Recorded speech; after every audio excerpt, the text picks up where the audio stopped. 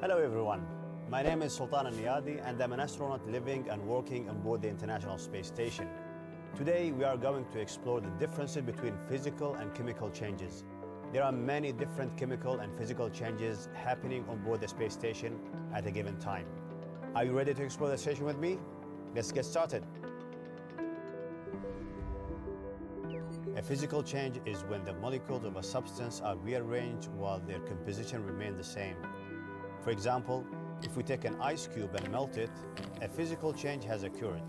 The H2O molecules that make up the liquid water are the same H2O molecules that made up the solid ice cube. As solid ice, the H2O molecules are frozen in place and can only vibrate. Liquid water molecules are able to move and flow around each other. A chemical change occurs when a substance undergoes a change in its molecular composition, meaning that an entirely new substance is formed. Generally speaking, a chemical change cannot be easily reversed. There are 6 indicators that tell us a chemical change has occurred: the production of gas or bubbles, the production of light, the production of an odor, a permanent color change, the formation of precipitate or solid, and a change in temperature. Sometimes we refer to chemical changes as chemical reactions. For example, the rocket that brought me up to the International Space Station utilized a chemical reaction. The engines of the Falcon 9 rocket burned kerosene and liquid oxygen to generate enough thrust to propel us upwards out of Earth's atmosphere. Once ignited, the rocket's engines produced light, hot gas, and smoke that you can see billowing out of the bottom of the rocket.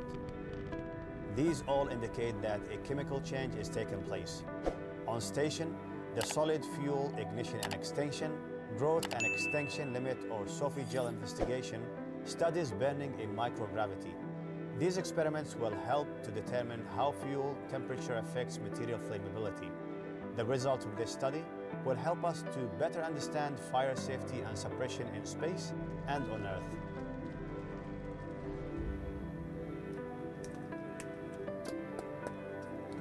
A good example of a physical change is when we add water to our dehydrated food in space, because this is totally reversible by removing the water.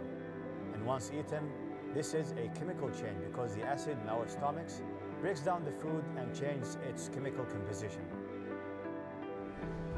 Another example of a physical change is when we cut our hair in space. And this is a physical change because the composition of the hair has not changed. Once the hair is cut, it is still hair. There are no indications that a chemical change has occurred. Can you think of other examples of physical and chemical changes back on Earth? To learn more and experiment with physical and chemical changes, check out the corresponding classroom connection online. Thank you for exploring science with me today, and see you soon.